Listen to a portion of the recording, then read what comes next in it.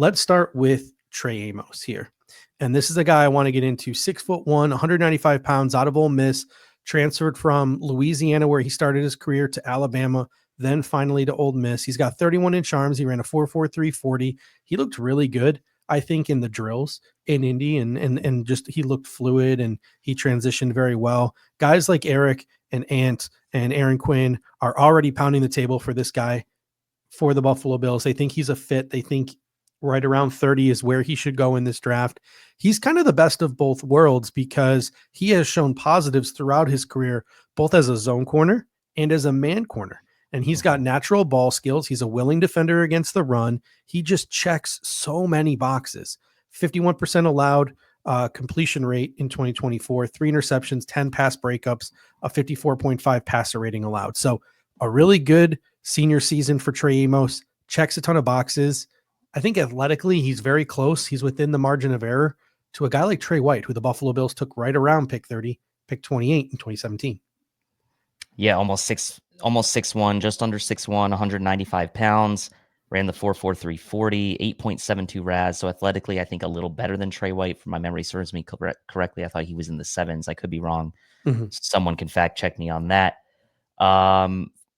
Some interesting other tidbits on Trey Amos. 4th highest max acceleration time of anybody at the combine with those new next-gen stats that they were keeping track of.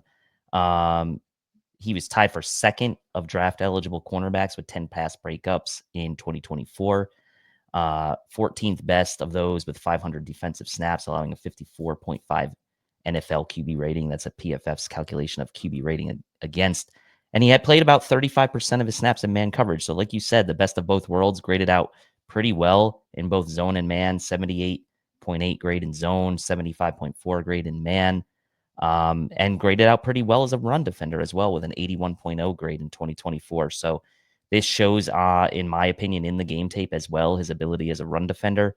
Only Trey Amos and Jahdae Barron had defense and coverage grades of 85 plus and a run defense grade of 80 plus in 2024 of draft eligible corners with at least 500 defensive snaps. So he's in pretty elite company there when it comes to the overall grading, him and Barron, and the only two with that accolade. So look, I said in the chat, I know Eric and those guys are the film is saying what it's saying, and it's kind of validating sort of my opinion on Trey Amos from back in February, because he's the first guy I scouted in the entire pre-draft process of any player, and he's still near the tops of my list of guys that I really like and think could be a good fit for the Bills. When you just watch the games, he stands out, and he stands out in a good way. And so for me, he's more than acceptable for me at pick 30. And I think that says a lot too. He's the first guy that you graded.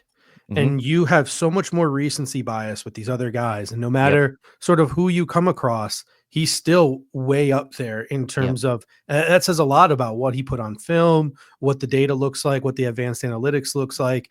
Kyle Krabs of the 33rd team, he says that Amos projects as an NFL starting perimeter cornerback. He will need to be vigilant about his hands and how physically he plays the catch point. But teams that desire a deep third corner in cover 3 or a press heavy man defender can both find starting roles for a player of his stature and skill set. Amos should be considered an early candidate to start and be drafted accordingly. The Buffalo Bills, who want to play zone defense, but also want to have the option to go man when they want and need a starter early on in their career. This Trey Amos, just so many boxes. It just makes so much sense.